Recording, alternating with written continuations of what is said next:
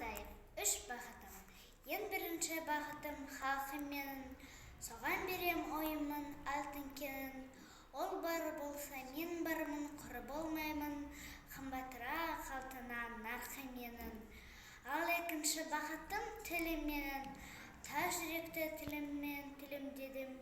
Кейде дүниеті түнесем де, қасиетті тіліммен тілінмедім. Бағытым бар үшінші, отан деген, Құдай деген кім десе, отан дерем. Оты сөнген жалғанда жан барсын ба, ойланбай-ақ келдағы отан менен. Түтін түтет өс үрбі көгеребер, немерелер көбесін шеберлер, жадында ұста жақсылық кетпегесін, от емес оқ сұрасан менен егер. Үш бірдей бағытым бар алақанда, мені мұндай бағытты жаратар ма?